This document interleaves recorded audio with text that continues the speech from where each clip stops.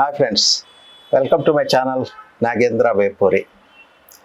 Thumbnail పట్ల మీరు చూపిన ఆసక్తితో ఈ వీడియోను ఓపెన్ చేయటం మిమ్మల్ని ఏమాత్రం నిరుత్సాహపరచకుండా ఈరోజు మీకు పవన్ కళ్యాణ్ యొక్క జనసేన పార్టీ జరుపుకున్న ఆవిర్భావ దినోత్సవం మీద ఒక చిన్నగా సమీక్ష మీ ముందుకు తీసుకొస్తున్నాను. ఏ మీటింగ్లోనైనా ఎవరైనా వక్త పవన్ కళ్యాణ్ అనే మాట అంటే చాలు అక్కడ అభిమానుల యొక్క అరుపులు కేరింతలతో మారుమోగుతూ ఉంటుంది ఆ సభాస్థలి. ఇది మనం చాలా సందర్భాల్లో చాలా మీటింగ్స్ జరుగుతున్నప్పుడు జరిగిన సంఘటన మనం చూస్తూ ఉన్నాం. సో అటువంటి పవన్ కళ్యాణ్ ఈ మధ్యకాలంలో చాలా వార్తల్లో ఉన్నాడు, ప్రపంచవ్యాప్తంగా గుర్తింపు తెచ్చుకున్నాడు, భారతదేశ రాజకీయాల్లో చాలా కీలకమైన పాత్రను పోషించడం జరిగింది. సో 6 అడుగుల బుల్లెట్ లాంటి అతని క్రేజ్ చూసి ప్రధానమంత్రి నరేంద్ర మోడీ సైతం అబ్బురపడి అతను ఢిల్లీలో సెంట్రల్ పార్లమెంట్ హాల్లో జరిగిన సీనియర్ రాజకీయవేత్తల సమావేశంలో పవన్ కళ్యాణ్ చూపిస్తూ ఇతను పవన్ కాదు తుఫాన్ అన్నాడని మనమంతా టీవీల్లో చూస్తూ వచ్చాం. అదేవిధంగా ఈ Telugu Desam Pawan Kalyan Janasena party and BJP party కూటమి అధికారాన్ని చేపట్టిన సందర్భంలో ప్రధానమంత్రి గారు రావడం, ఆయన పవన్ కళ్యాణ్కి ఎంత విలువ ఇచ్చాడనేది మనమంతా కూడా ప్రత్యక్షంగా చూసాం. ఇదంతా ఎంతో ఆనందించదగ్గ విషయం. ఇటువంటి గొప్ప సుగుణం అవకాశం పవన్ కళ్యాణ్కి తప్ప మరెవరికి రాదు. అతనికి ఉన్న ప్రత్యేక లక్షణాలే అతనికి ఆ విధమైన గుర్తింపు, దేశ ప్రధాని సైతం గౌరవించదగ్గ విధంగా అతను పొందటం అనేది మనమంతా హర్షించదగ్గ విషయాలు. ఈ పవన్ కళ్యాణ్ అనే వ్యక్తి మామూలు వ్యక్తి కాదు, మహాశక్తిగా ఆవిర్భవించి ఉన్నాడు. ప్రస్తుతం ఈ ఆవిర్భావ దినోత్సవం సందర్భంగా వచ్చిన వివిధ ప్రాంతాల నుంచి, రాష్ట్ర వ్యాప్తంగా పొరుగు రాష్ట్రాల నుంచి సైతం ఎంతోమంది లక్షల మంది వచ్చి ఆ సభలో పాల్గొనడం మనం చూసాం. మహాసముద్రాన్ని తలపించిన రీతిలో ఆ పిఠాపురం దగ్గర గల చిత్రాడ గ్రామంలో ఏ దారి చూసినా చిత్రాడకి వెళ్ళిన అటువంటి పరిస్థితిలో అక్కడ సభ చాలా జయప్రదంగా ముగిసింది. ఆ సందర్భంగా పవన్ కళ్యాణ్ గురించి ఒకసారి మనం మననం చేసుకుంటే, ఈయన 1971 సంవత్సరం సెప్టెంబర్ 2వ తేదీన కొణిదెల వెంకట్రావు అండ్ అంజనాదేవి దంపతులకి కనిష్ట పుత్రుడిగా జన్మించాడు. ఒక సామాన్య కుటుంబంలో జన్మించినప్పటికీ ఇతను ఎంతై వటుడింతై అన్న రీతిలో ఎదిగి తను అమెరికా అధ్యక్షుని సైతం ఆకర్షించిన పరిస్థితిలో అంతటి గొప్పగా ఆయన యొక్క ఖ్యాతి దేశాల వ్యాపించింది. ఈ పవన్ కళ్యాణ్ జీవితం ఆ విధంగా అందరికీ ఆదర్శనీయం. ప్రస్తుత విద్యార్థుల్లాగా ఏ ఆటపాటలు లేకుండా ఇరుకు గదులకు పరిమితం అయిపోయి బంధుమిత్రులకు దూరం అయ్యి ఏదో హాస్టల్లో ఉంటూ చదువుకున్న వ్యక్తి కాదు. అతను ఐఐటీలో అడ్మిషన్ కావాలి, మెడిసిన్లో అడ్మిషన్ కావాలి అని తీవ్రమైన ఒత్తిడికి గురై చదువుకున్న వ్యక్తి కాదు పవన్ కళ్యాణ్. అతనికి ఇష్టం లేని చదువుల పట్ల ఆసక్తి చూపకుండా అనేకమైన గొప్పవాళ్ళు రాసిన విజ్ఞాన గ్రంథాలు అతను చదవడం జరిగింది, వాటిలో సారం గ్రహించడం జరిగింది. ఆ విధంగా అతనికి జీవితం పట్ల, సమాజం పట్ల సదవగాహన కలిగి ఉన్నాడు. అందుకనే దీనుల పట్ల అండ్ దురదృష్టవంతులైన జనం పట్ల ఆయనకి ప్రత్యేకమైన అభిమానం, జాలి, దయ కలిగి ఉండి వారి కోసం ఏదైనా చెయ్యాలి అని తప్పించిన వ్యక్తి. అందుకనే కామన్ మ్యాన్ ప్రొటెక్షన్ ఫోర్స్ అనే ఒక సంస్థని ఎప్పుడో తొలినాళ్ళలోనే స్థాపించి ఆయన తన పని తను చేసుకుంటూ ఒక సినిమా నటుడిగా కామన్ మ్యాన్కి కూడా ఒక కొంత సాధ్యమైన రీతిలో సహాయం చేయడం మొదలుపెడుతూ ఉండారు. అటువంటి వ్యక్తి తన అన్నగారైన చిరంజీవి ప్రోద్బలంతో, ఆయన ప్రోత్సాహంతో ఇక్కడ అమ్మాయి అక్కడ అబ్బాయి అనే సినిమాలో నటుడిగా అతను రంగంలోకి దిగి అనేక విజయవంతమైన చిత్రాల్లో నటించి కోట్లాది మంది అభిమానుల్ని ప్రపంచవ్యాప్తంగా ఉండేలాగా అతను ఏర్పరచుకోవడం జరిగింది. అతని నటన చూసి, అతని హావభావాలు చూసి ఎంతోమంది ఇంప్రెస్ అయ్యి అతనికి అభిమానులుగా మారిపోయిన పరిస్థితి ఏర్పడింది. ఆ విధంగా ఉన్న పవన్ కళ్యాణ్ ఒక నటుడిగా ఎంత సక్సెస్ సాధించాడంటే ఏ ఇతర హీరోకి సాధ్యమవ్వని రీతిలో పవన్ కళ్యాణ్ నటించిన సినిమా ఫ్లాప్ అయినప్పటికీ కూడా నిర్మాతకి నష్టం రాలేదు, ఆర్థిక నష్టం రాకుండా లాభపడిన సంఘటనలే అనేకం ఉన్నాయి. కాబట్టే పవన్ కళ్యాణ్తో సినిమా తీయాలని ప్రతి నిర్మాత ప్రతి దర్శకుడు కూడా ఉవ్విళ్ళూరుతూ ఉంటారు. సో సినీ రంగంలో ఇంత సక్సెస్ రేట్ ఉన్న నటుడు సంపాదించుకున్న అనేక కీర్తి ప్రతిష్టలు డబ్బుతో పాటు అనుభవించడానికి అన్ని సౌఖ్యాలు ఉన్నప్పటికీ కూడా అతనికి ప్రజాసేవ చేయాలనే ఆకాంక్ష తీవ్రతరమై అతను తన అన్న చిరంజీవి స్థాపించిన ప్రజారాజ్యం పార్టీలో యువరాజ్యం అనే విభాగానికి అతను ఉండి ఆ ప్రజారాజ్యం యొక్క ప్రచార కార్యక్రమాల్లో విరివిగా పాల్గొని తీవ్రమైన కృషి చేయడం జరిగింది. కానీ దురదృష్టవశాత్తు ప్రజారాజ్యం అనుకున్నన్ని సీట్లు సాధించక ఉండటం వల్ల కొంత చిరంజీవి ఆ పార్టీని రన్ చేయలేక కాంగ్రెస్లో ఐక్యం చేయడం వల్ల అది పవన్ కళ్యాణ్ కొంత పడి కొంతకాలం పార్టీ కార్యక్రమాలకి రాజకీయాలకి దూరంగా ఉన్నప్పటికీ తనలో తను మదనపడి ఎలాగైనా చేయాలి అని తను ఎవరు ఎంతమంది నిరాశపరిచినా కూడా లొంగక ఒంటరి పోరాటం చేయాలి, అక్రమాలు చేస్తున్న ప్రభుత్వాన్ని ప్రశ్నించాలి, సమాజ జనాన్ని ఆదుకోవాలి, వాళ్ళని కాపాడాలి, సంక్షేమ కార్యక్రమాలు చేసేలాగా చేయాలి అని రాష్ట్రంలో దుస్థితులన్నింటినీ తలుచుకుని వాటిని సక్రమంగా పనిచేయించాలి, ప్రజలకు సౌకర్యం కలిగించాలి అనే లక్ష్యాలతో ఆయన ఒక సొంతంగా పార్టీని ప్రారంభించాడు, జనసేన అనే పేరుతో. 2014 సంవత్సరం మార్చి 14వ తేదీన ప్రారంభించబడిన ఈ పార్టీ అదే సంవత్సరం జరిగిన ఎన్నికల్లో పాల్గొనకుండా అప్పుడు సీనియర్ రాజకీయవేత్త అయిన చంద్రబాబు నాయుడికి ఆయన సపోర్ట్ చేస్తూ అన్కండిషనల్ సపోర్ట్ ఇచ్చి తెలుగుదేశం పార్టీ ఘనమైన మెజారిటీతో నెగ్గేందుకు దోహదపడ్డాడు.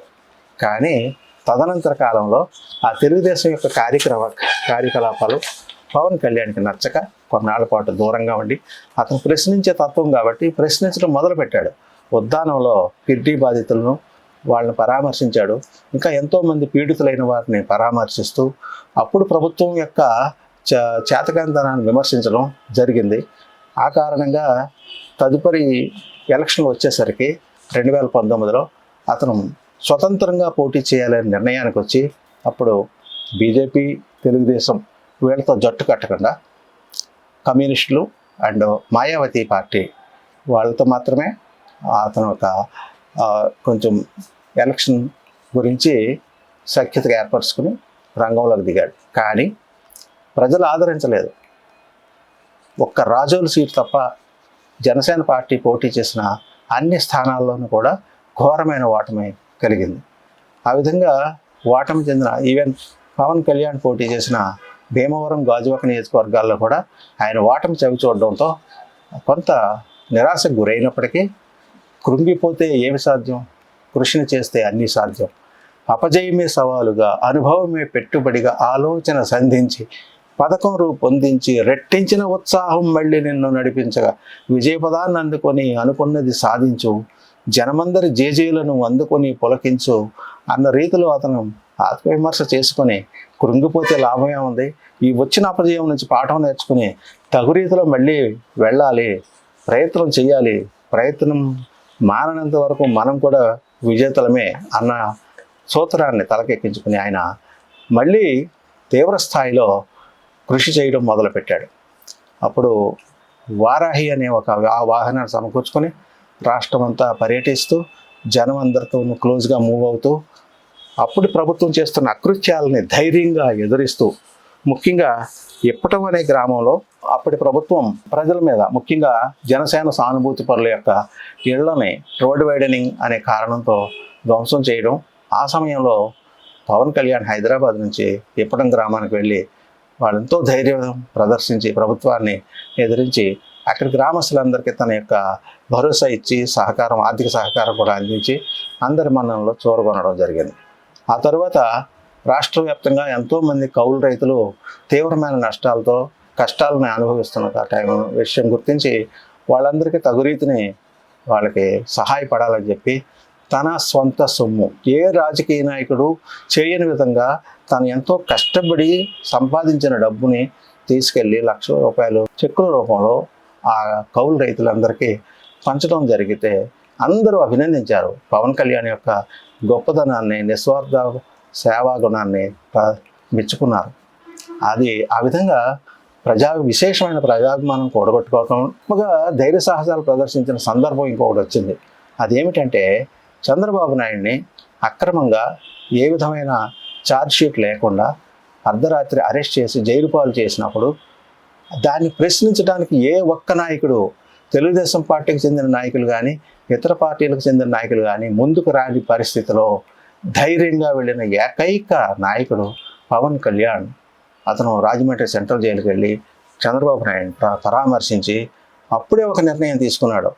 ఎట్టి పరిస్థితుల్లోనూ ఈ దుర్మార్గమైన ప్రభుత్వాన్ని కొనసాగనివ్వకూడదు, దీన్ని ప్రజలకు బుద్ధి చెప్పే విధంగా చేయాలి అంటే ప్రభుత్వానికి వ్యతిరేకంగా ఉన్న ఓట్లు చీలిపోకూడదు అని నిర్ణయం తీసుకుని తనకి ఎంత లబ్ధి చేకూరినా పట్టించుకోకుండా తెలుగుదేశం పార్టీతో కలిసి మేము పోటీ చేస్తామని ఓపెన్గా డిక్లేర్ చేశాడు జైలు బయటకు వచ్చి. ఆ తర్వాత అప్పటికే అతనికి బీజేపీతో ఉన్న అనుబంధం వల్ల, వారితో ఉన్న అండర్స్టాండింగ్ వల్ల బీజేపీని కూడా మెప్పించి అక్కడికి 10 సార్లు తిరిగి అక్కడ నాయకులు, జాతీయ స్థాయి నాయకులందరినీ ఒప్పించి తెలుగుదేశం బీజేపీ కలిసి ఇలాగా చేసి ఈ 3 పార్టీలు కూటమిగా ఏర్పరిచి అప్పుడు ఎలక్షన్కి వెళ్ళడంతో 2024 సంవత్సరంలో ఘన విజయం సాధించడం జరిగింది. అప్పటి వరకు అధికారంలో ఉన్న పార్టీ 151 సీట్లతో ఉండగా ఎలక్షన్ల అనంతరం కేవలం 11 సీట్లకు పరిమితం అయిపోయి ప్రతిపక్ష హోదాను కూడా కోల్పోయిన దుస్థితికి వచ్చింది. సో ఇదంతా కూడా జరగడానికి మూల కారణం పవన్ కళ్యాణ్. ఆయన వీళ్ళందరినీ కూడా ఏకం చేయడం వల్ల, తెలుగుదేశం బీజేపీ పార్టీలని ఏకం చేసి జనసేనతో కలిపి పోటీ చేయడం వల్ల, ప్రభుత్వ వ్యతిరేక ఓటు చీలిపోకుండా ఉండటం వల్ల మాత్రమే ఇంతటి ఘన విజయం సాధ్యమైందని అందరూ నమ్ముతారు. ఇదే సమయంలో తెలుగుదేశం అధికారంలోకి రావడంతో పాటు పవన్ కళ్యాణ్ తగు రీతిని వాళ్ళు కూడా గుర్తించి ఉప ముఖ్యమంత్రి పదవి ఇవ్వడం జరిగింది. పదవి వచ్చిన తర్వాత కూడా చాలామంది నాయకులు ఏం చేస్తారు, అధికారం వచ్చేసరికి అంతకుముందు వాళ్ళు చేసిన వాగ్దానాలన్నింటికి తిలోదకాలు ఇచ్చేసి వాళ్ళు ఏదో ఎంజాయ్ చేస్తుంటారు తప్ప పవన్ కళ్యాణ్ అలా చేయలేదు. ఆయన రంగంలోకి దిగి మరింత విస్తృతంగా రాష్ట్రమంతా పర్యటిస్తూ ఎప్పుడు ఏ రాజకీయ నాయకుడు వెళ్ళని మన్యం ప్రాంతానికి సైతం వెళ్ళి అక్కడ కూడా రోడ్లు వేయించి ఏర్పాటు చేసి రాష్ట్రంలో అప్పటికే ఎంతో డ్యామేజ్ అయిపోయిన రహదారులన్నింటినీ బాగు చేయించి, ఇంకా బియ్యం దొంగ రవాణా, అక్రమ రవాణా జరుగుతూ ఉంటే ఆయన స్వయంగా రంగంలోకి దిగి వెళ్ళి అక్రమ రవాణాను అరికట్టి, ఇంకా తన యొక్క మంత్రులందరినీ కూడా ప్రోత్సహించి తగు రీతిని అంతకుముందు చేస్తున్న అనేక మంది వాళ్ళని శిక్షింపజేస్తూ ఆయన ముందుకు సాగుతూ ఉన్నాడు. ఇదే విధంగా కేంద్రంలో కూడా బీజేపీకి తెలుగుదేశంతో ఏర్పడిన సఖ్యత వల్ల పవన్ కళ్యాణ్ కారణంగా అక్కడ వాళ్ళు సుస్థిర ప్రభుత్వాన్ని ఏర్పాటు చేయగలిగారు. అంటే కేంద్రంలో బీజేపీ ఏర్పడడానికి, ప్రభుత్వం ఏర్పడడానికి కూడా ఈ పవన్ కళ్యాణ్ యొక్క ఇనిషియేటివ్ ఎంతో ఉపయోగపడింది. ఆ విషయం మోడీ గారు కూడా గ్రహించి మా పవన్ కళ్యాణ్ని తగు రీతిని ఆదరించడం మొదలెట్టారు.